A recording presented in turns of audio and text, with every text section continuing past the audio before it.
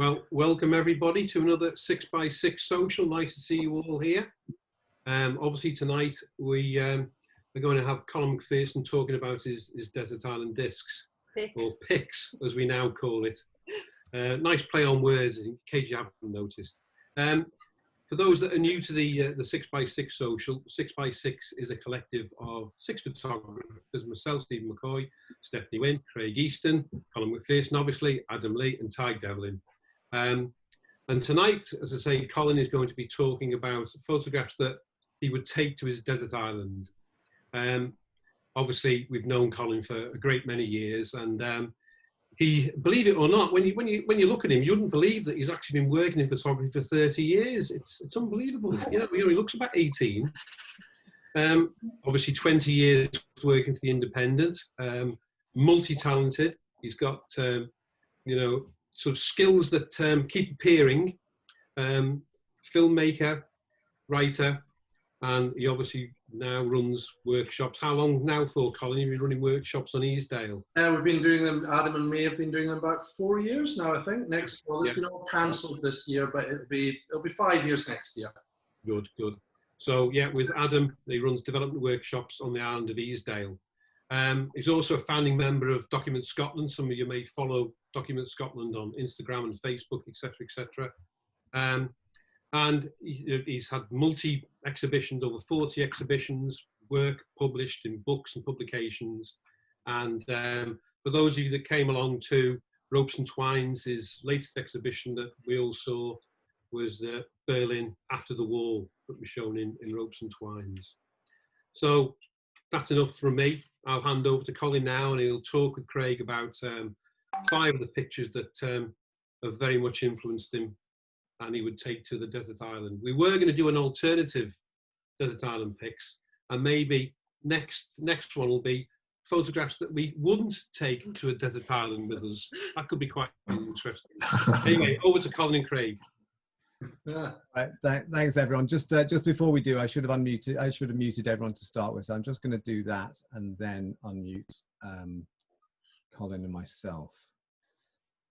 Colin McPherson, where are you there? How's that? Can we hear you? I hope so, yes. Can you hear me? And I shall share my screen because you kindly sent me the pictures. So let me know when that happens.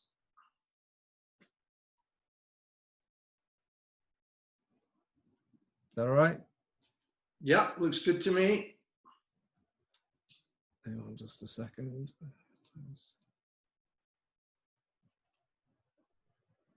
Grand. Okay. Well, Steve's done the introduction, which is great. So we'll just go straight in, Colin, if we can, and we're sending you off to this desert island. Where are you going to? Are you going to a sort of glorious desert island with palm trees, or are you going out some rock in the mid-Atlantic?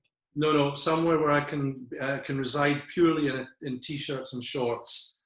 Yeah, not suffering on the west coast of Scotland on some mid-ridden little island. It's going to be in the Caribbean, I'm afraid, to say, or South Pacific, somewhere nice. All right, very good. So what's the first picture you're going to take with you? Well, I was hoping you were going to put that up on the screen. There it is. Yeah. Reminds me of home. Alfred G. Buckham's aerial view of Edinburgh from 1920. I think when I was first aware of this picture quite a few years ago, I assumed it was a painting. I think I saw it in the Portrait Gallery in Edinburgh. And I assumed it was a painting rather than a photograph. I haven't done a lot of research into it because I don't think I need to, because it just, for me, resonates the idea of home and where it all began for me, which was Edinburgh. What I love about this picture is specifically the perspective.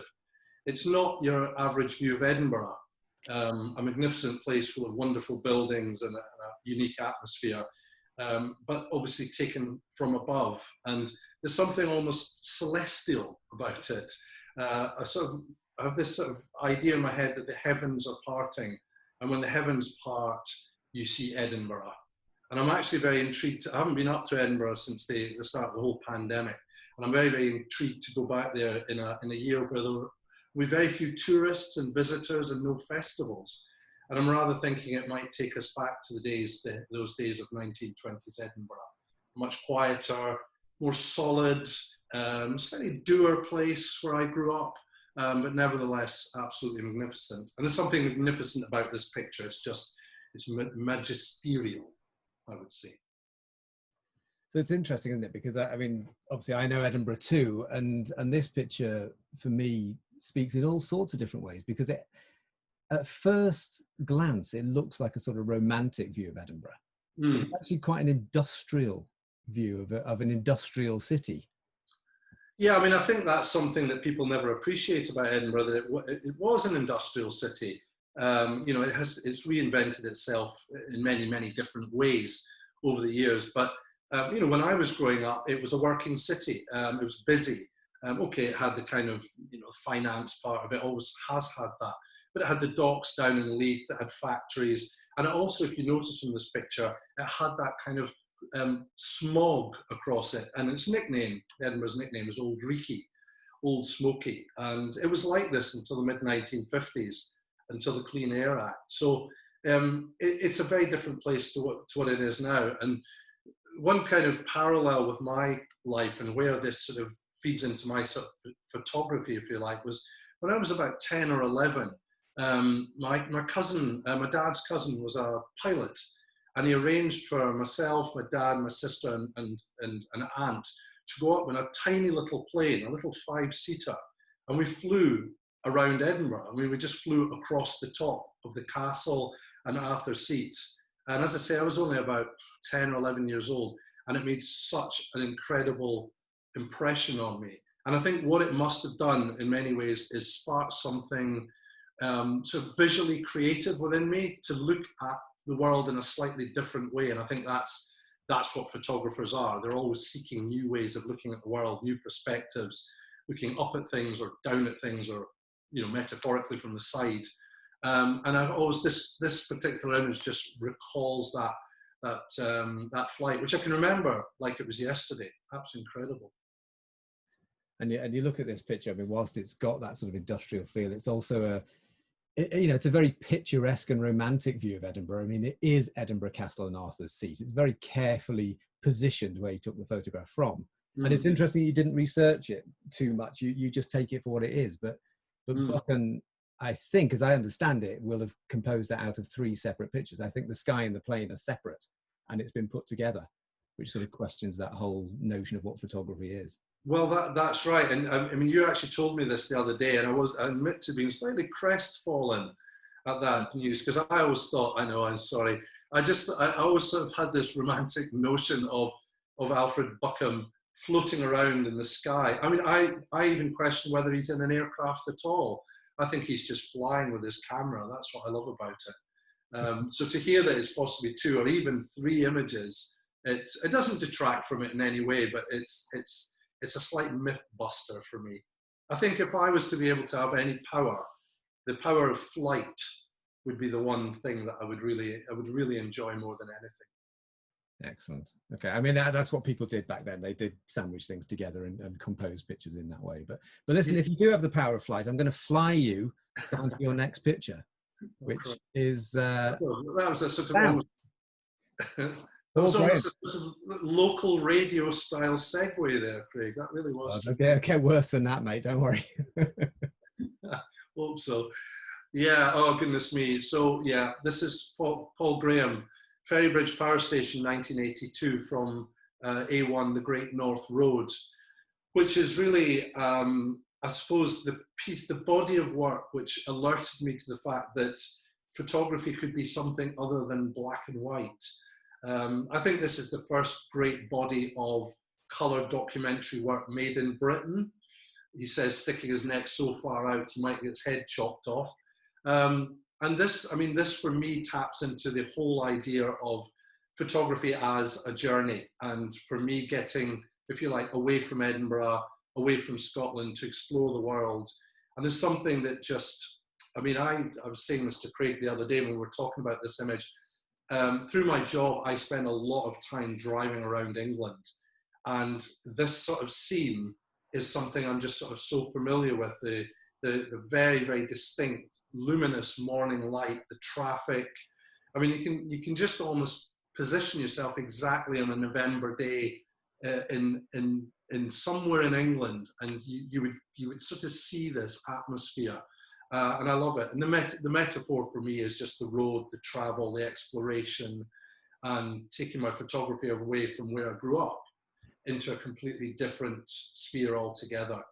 I absolutely love it. We had a bit of a not a ding dong, that's not right. We had a long process of trying to pick one particular picture from this book, because I love the whole project. I love the whole book, and it's been a very influential book on me. And yet it was really difficult to pick out one individual image which I thought summed up the whole project.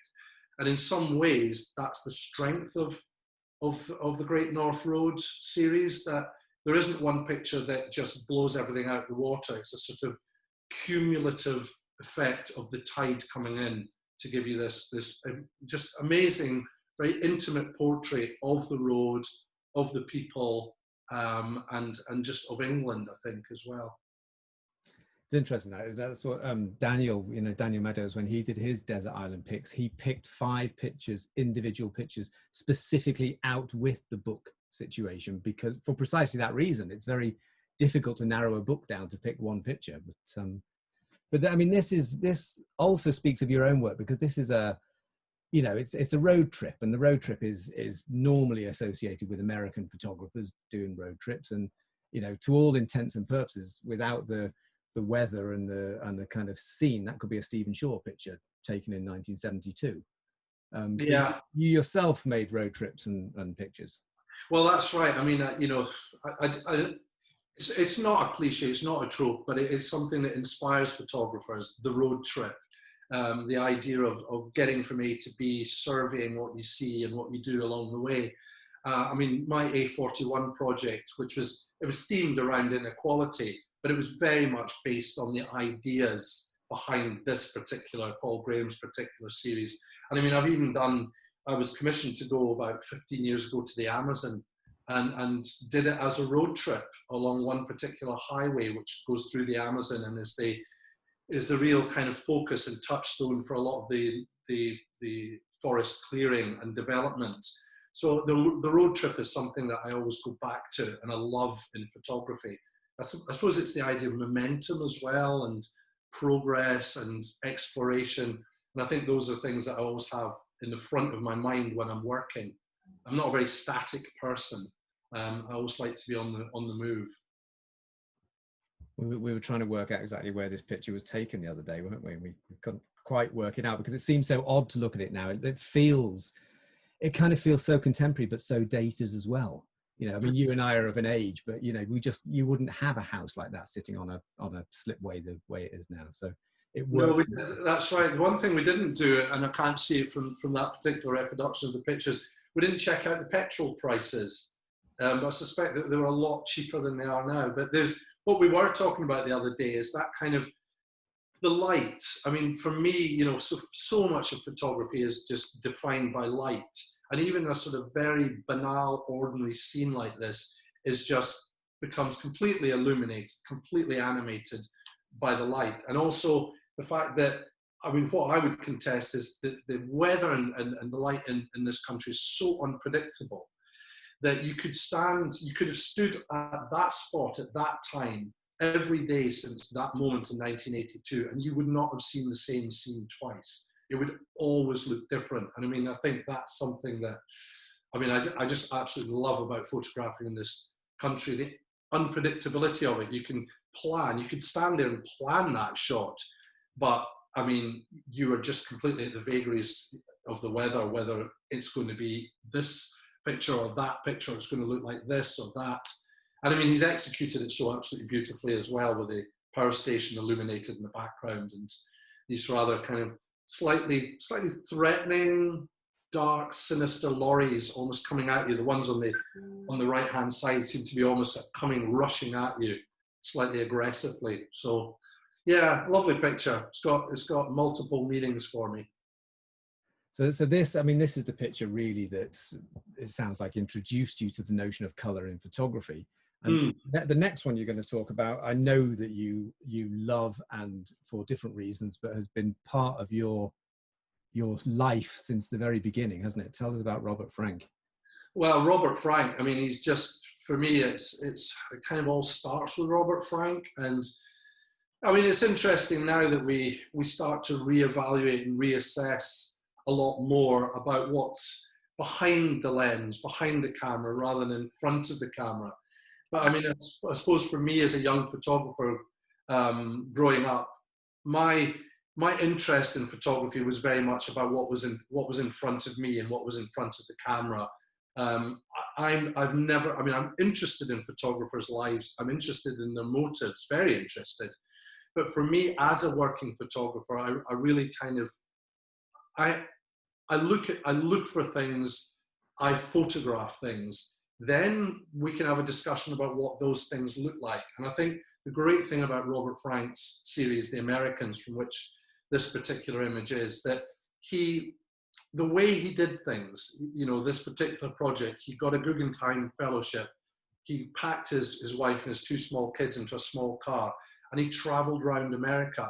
And for me, that just brings to life the idea of kind of freedom, the open road, again, that journey, the journey from A to B. But he really did it in a much more random way and very much led visually by what he encountered along the way.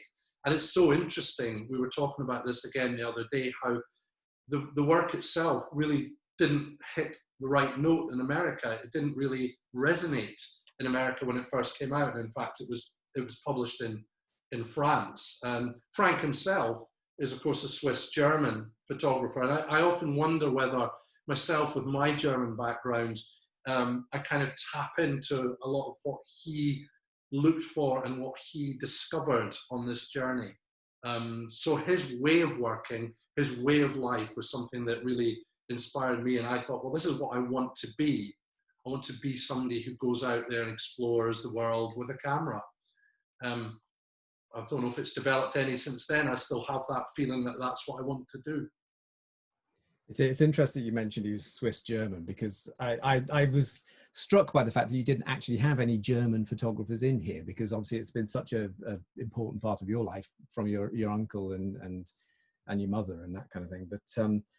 But what interests me about this is, I know you've spoken about it before, is that he was an outsider. He was an outsider going into America to show Americans to show America to Americans. And there's a sense really that, you know, a lot of photographers go to America and they go, I think they go and they photograph the difference between the notion of the American dream and what they actually find when they get there. Yeah. And I wonder whether that's why his work was rejected immediately when it was first made. Yeah. But then accepted later on. But this idea of being an outsider photographing something is very important to you, isn't it? Yeah, I mean, definitely. I mean, again, I think we spoke about that in one of our previous 6x6 things. I mean, my notion of being an outsider, almost a voyeur in many situations, is something that drives me a lot in my practice. And the other thing, I mean, specifically about this picture, because again, The Americans as a body of work, just for me, the whole thing holds together beautifully. It's just wonderful.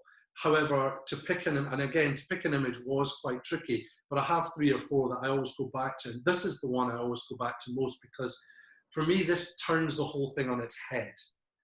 You know, America, I think still, when we think of America, and, you know, I think from our perspective, or my perspective, let's take ownership of this, still to me, it's predominantly a white country with a white culture. And what I love about this particular image is it flips that notion right on its head, where you have 2 people of color dominating this scene, but also they almost have taken ownership of a lot of aspects of white culture, or what I would think is traditional white culture. So bikers, things like that. You know, this guy is kind of riding this amazing, large, powerful motorbike. And he's obviously, it looks like he's stumbled on some sort of scene, some sort of incident, and the way they're both kind of looking down. But I think they're both imbued with a real sense of power about the way that they are sort of conducting themselves in this scene. For me, they look very much in control, and because they have this big, powerful motorbike, it feels to me as if they could literally rev the engine and be out of there, have the freedom to escape. And of course, that's an experience where a lot of people of color in America just don't have that luxury, that right, that ability to kind of ride away from bad situations. It's a fascinating picture. And of course, the Americans, the book and the whole series, there's no context presented in the book, so you really don't know what's going on. So it's up to you as a viewer to kind of create your own narrative and your own story around this image. And I've puzzled for a long time about this, and I just love it. I mean, it seems to me to be quintessentially American, with the denim jacket and the big motorbike and the idea of the road trip, but subverting that in 1950s America, because it's two very powerful black people on this motorbike. It's, you know, and they're looking at something outside of the picture. There's something very ambiguous about it. I don't know what's going on down there. And it, you know, it feels so contemporary now. It feels like with everything that's going on at the moment, this picture could be taken today. Yeah, it definitely could be. And then you've got this kind of, it's like sort of vector of people behind, which also, it almost looks like it could be some sort of movie set, you know, or I don't know. It bewilders me in many ways, but that's the lovely thing. The ambiguity is the good word to use there. It bewilders me in many ways, but I love that idea that you can just, you know, I could look at this picture tomorrow and come up with a different rationale as to what I'm viewing and seeing. It's phenomenally powerful as well. And then what I love about the woman on the back is that she appears to be wearing not a crash helmet, but flying goggles, which sort of takes me nicely back to the Alfred Buchan picture. Yeah, it's a wonderfully sweet and tender picture as well. There's them together, sort of relationship there between them, but you don't quite know what that relationship is. Is he the getaway driver for some great crime and that she's committed? And the fact that she's not sort of touching him, she's almost creating a little bit of space between the two of them. Again, has this wonderful ambiguity about it. I mean, yeah, I would invite anybody to spend time with that picture and try and decode it in any way you feel comfortable. Great. I'm gonna move you along, Colin, to the next one, because to me it ties in very interestingly, because we've just been talking about ethnicity and race and portrayal of black people. And the next picture, I mean, to my shame, I know 4 of the 5 pictures you've shown me, of course, but I don't know this one. I don't know Sarah Weisler's work that you introduced me to, and it's a fascinating picture for all sorts of reasons. Tell us about this. Yeah, well, I mean, this is the glory of the internet, because you know, growing up, my exposure to photography would have been through exhibitions and books. So my first encounter with Robert Frank and Paul Graham's work specifically was through the books, because they were projects which ultimately were presented best in book forms. I mean, I've seen exhibitions of the Americans and really enjoyed it, but book form was how you to say it in an obvious way, how you read photography. But this is, you know, we live in an era which is completely different. I mean, there are still hundreds and thousands of fantastic photography books, but we consume far more photography on the internet, on a little screen, even on our phone. And that means that we have exposure to a much wider and deeper breadth of photographic work from many, many different parts of the world, which, you know, when we were growing up, or when I was growing up, you know, we're seen through a particular set of eyes, a particular set of lenses, which would be predominantly white, predominantly male, predominantly Western. Whereas now what we can do is we can have a look at pictures from all parts of the world, taken by people who live, work, and experience what it is to be a photographer in those situations. Sarah Weisler's work is fantastic. She's done some amazing series, quite controversial, about albinos in Africa. And then also her main sort of thrust identity to her work is about trying to construct a new African identity, a new African female identity through photography and exploring that. So I came to this picture actually through her Instagram feed. The picture was taken about 4 years ago, I think 2016. and it's of Jojo Abbott, a Ghanaian artist. Sarah Wisewa herself is Ugandan born, but she lives in Nairobi in Kenya. And you know what I love about this is it's part of that whole debate about what's in front of the camera and what's behind the camera. And I will say this now, and I will say it publicly and boldly, I couldn't take this picture. And I wouldn't want to take this picture because it's not in many ways my picture to take. It's very much Sarah's picture to take. And by that, I mean what she's doing is she's transferring a lot of subliminal knowledge about her environment to us. And I think for me to be able to sit here and look at this picture and in many ways try and decode what she's thinking, which is quite a difficult process if you don't know somebody and haven't heard them specifically talking about an image, that is what I love about photography, that we can fantasize. And the fantasy on this for me is just manyfold, because it brings a lot of what we would expect about Africa, a lot of cliches about Africa, but then it tears them all up. And I think it's a magnificently powerful image. It's a very empowering image as well, not only for Sarah who made it, but also I think for the subject who intervenes in this picture magnificently. It's a beautiful image.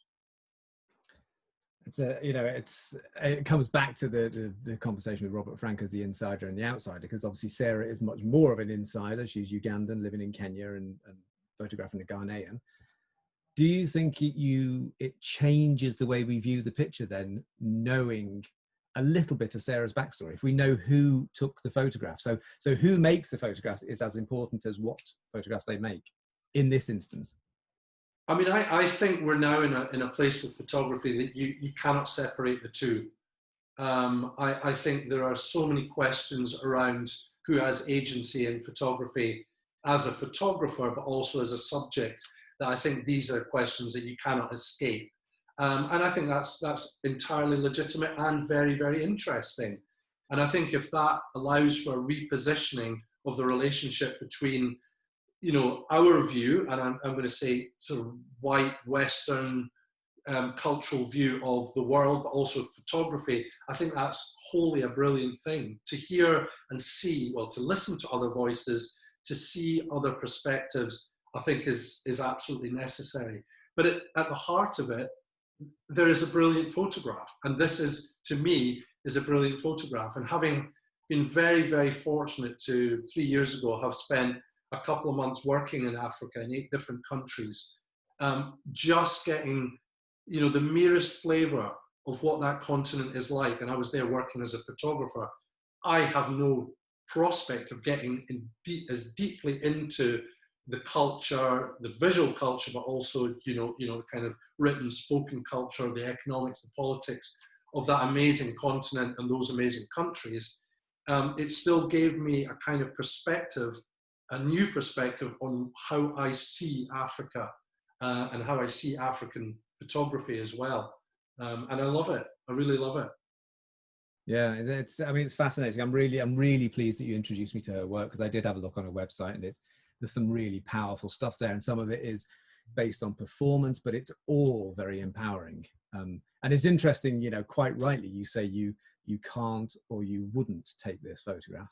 And if for 1 second we imagine that you did, I imagine we would read it very differently. And that's important whilst we're promoting or trying to bring through other voices and get a more diverse voice in photography. It's important to know who those voices are, as well as just seeing the pictures, because it does change your perspective on what you look at. Yeah, I mean, what I would say is, to add to that, is that all the pictures I've selected, I dearly wish I had taken. And I dearly wish I had taken this picture because it is so magnificent. And kind of going back to a lot of the images, especially in the Robert Frank and the Paul Graham books, while I flick through these bodies of work, what I do find is that I have actually subsequently taken a lot of these pictures, because so much of photography isn't about plagiarism, and we'll come on to that in a minute, and it's not about mimicry, it is about inspiration. And you find yourself being inspired to take certain types of photographs in certain types of situations. And again, the Frank pictures, the Paul Graham pictures, I look at them and I go, oh yeah, I took a picture of one once like that. Yeah, I took a picture like that. Well, the reason I took that is because I saw Robert Frank, I saw Paul Graham, and I would like to aspire to taking a picture like this someday, because yeah, I mean, it's just fantastic. It's just phenomenal. It's got such intimacy, but it's got such scale and breadth, and that's what I always look for in photography. Brilliant. Well, you accused me of local radio segues. Well, you brought the words. You were questioning reality and plagiarism, and we're going to come straight on to Jeff Wall. Jeff Wall. Tell us about Jeff Wall. Jeff Wall. Yeah, here's another myth that's bust in my little broken heart, I'm afraid. I mean, my photography, because my background is in photojournalism and what have you, has always been about the decisive moment. And I remember when I first saw this, a sudden gust of wind, not long after it was actually first exhibited and made. I first saw it as a postcard, and I bought it, I can't remember where. And I remember looking at this image and thinking, oh, what an absolutely fantastic image. What a moment. What a brilliant photographer to capture such an incredible moment. You know, I wish I could do that. And then I was very fortunate to see an original print of it in, I think it was the Tate Modern in London, maybe 20 odd years ago. And I stood in front of it, and it's enormous. I can't even remember what size the picture was. And then the penny dropped that actually maybe I wasn't looking at one picture, maybe I was looking at several pictures or some sort of constructed mise-en-scene or something.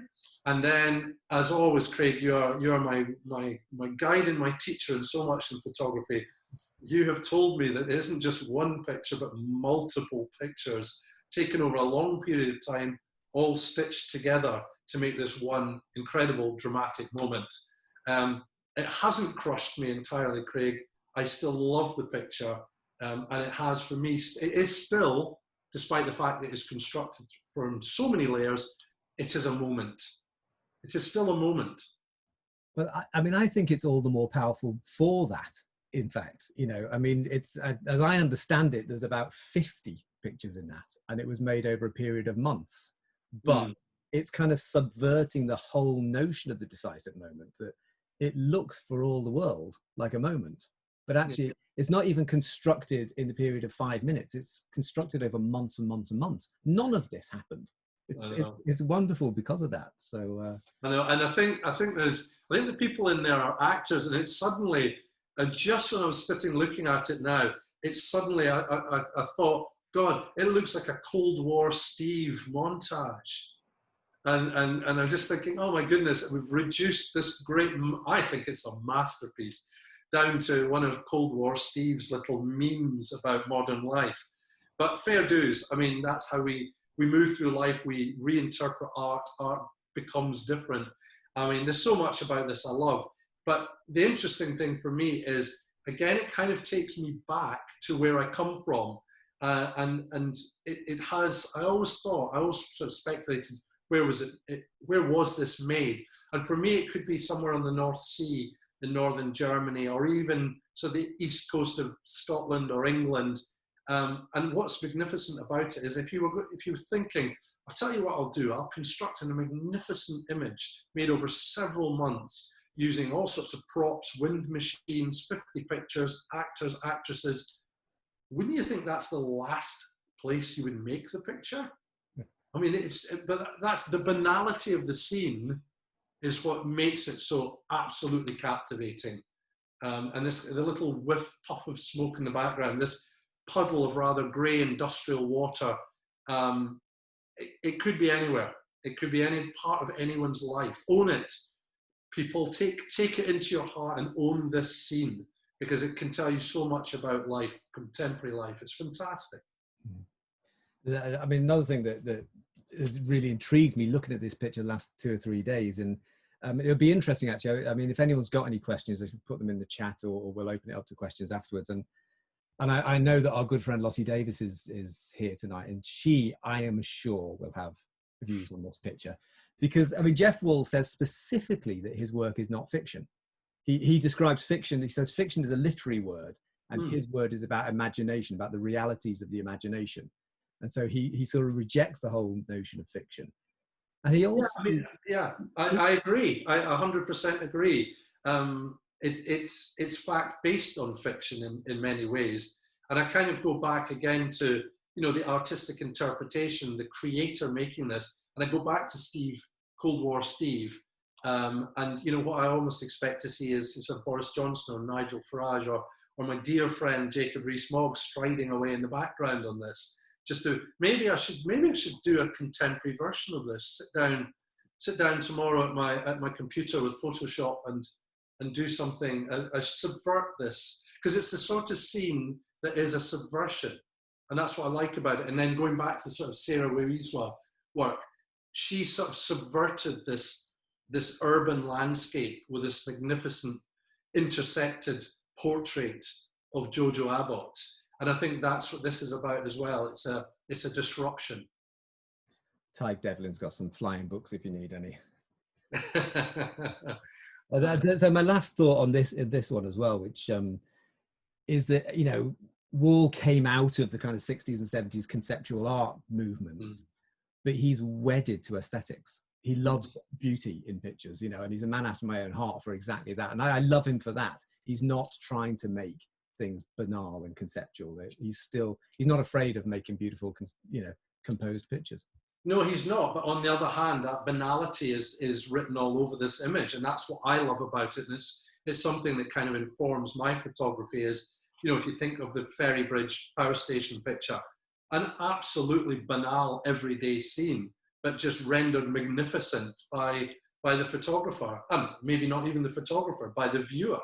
And I think that's what this is about. The banality here is what makes it magnificent. And I'm always kind of looking for that. I think this was part of an exhibition called The Epic and the Everyday or something like that. And I think that sums it up, the epic and the everyday. And I'd like to think that that's a kind of credo that I use to make photography. Possibly more the everyday than the epic, to be fair, but you don't get that many epic scenes, but one or two. So we're going to have to wrap this up a little bit, Colin. We'll put those in a nice little box and send you off on your way. And we're going to add for you, like they always do. We can say, we'll give you the complete works of, who should we give you the complete works of? August Sander. We're giving you the complete works of August Sander because you're German. But one other photo book you can take with you. Well, yes, this was a bit of a head scratcher, but in the end I had to go for the Great North Roads, Paul Graham, just because it just keeps me close to home, if you like. Gets me up the A1 back to Edinburgh, which in many ways I still consider home, always will be. And also I still think I haven't quite finished with that book. I need to pick one image that will, I don't know, they'll lay down on top of me in my casket. We'll sort of see about that. And a luxury? Would you like to take a luxury with you? Yes, easy. Cricket ball. A nice brand new cricket ball. So, because one of the most relaxing things in life is just the ability to endlessly bowl a cricket ball at a set of stumps drawn on a wall and have the ball gently bouncing back to you, pick it up, bowl it again and again and again. It's mesmerizing, it's rhythmic, it's meditative. Give me a cricket ball every day. All right, very good. We can't give you a wall, but we'll give you some chalk that you can chalk on some trees with or something. Excellent. And then finally, the very last one, you have to save one of these pictures. All the rest are going to get washed away. Which one are you having? Well, for two reasons, I'm picking Jeff Wall's A Sudden Gust of Wind. First of all, a practical reason, the print was about 10 foot by 6 foot, which means I can make it into a raft and I can probably escape from my desert island. But also it's scale, it's magnificent. It's a modern day masterpiece, and I'm never, ever going to tire of looking at it. Brilliant. Colin, fabulous. Thank you very, very much. It's Thank you, Craig. It's great. It's great to hear someone talking about other photographers and other photographers' work. And thanks for sharing your Desert Island pics with us on 6x6 Social.